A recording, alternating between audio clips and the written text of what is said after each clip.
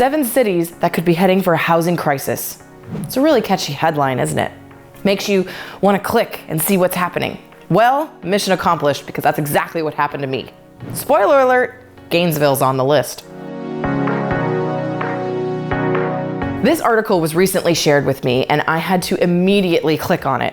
What was happening in Gainesville? What did they know that maybe I wasn't seeing? This list was populated from Go Banking Rates, and here's the criteria that they based this on.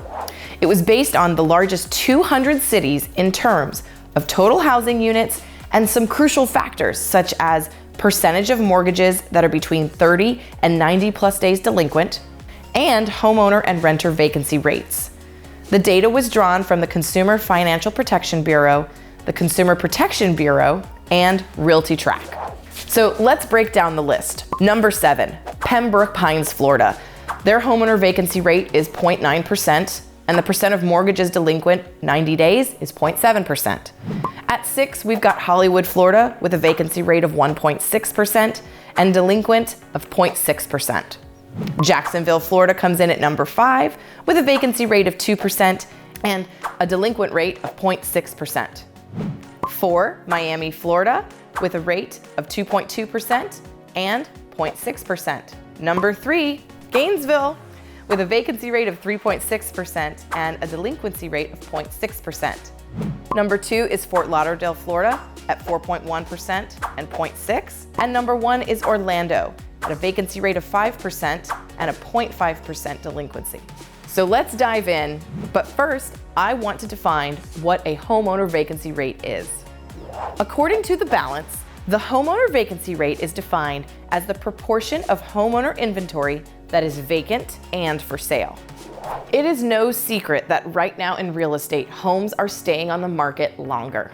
And this absolutely affects that homeowner vacancy rate. But you want to know what? This article doesn't scare me. First of all, when you explore the headline, the word could should be a major red flag. In journalism speak, could tells me that this is an inflammatory article and we just want to make sure we cover our behinds, which as a journalism major at UF, I learned all about. So using my journalistic skills and inquisitive nature, I decided to go down the rabbit hole and I did a deep dive on the government census website. Let me tell you, it was riveting.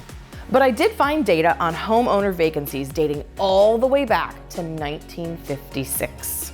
And I went ahead and I compared 2022, which is the latest data that we have, to 2008, 2009, and 2010. And what I found is the vacancy rates of those years are more than double of what we're seeing right now. So the context there tells me that yes, the shift is happening and that's not news, but it's not as terrifying as this headline would have you believe. Now, I'm not saying that there's not a shift happening and perhaps some people are in trouble or going to struggle. That may happen and that's unfortunate. But what I am saying is that when you look at the context and really compare the data to the proper points, to me, this is just another short article with a terrifying headline that wants to get your clicks. Context is key, especially when it comes to the current market. The reason I stand in front of you week after week providing you education is because I want to make sure you know what is happening. And headlines don't make it easy. So if you're wanting this real estate market demystified, keep watching because I've got some great stuff coming for you.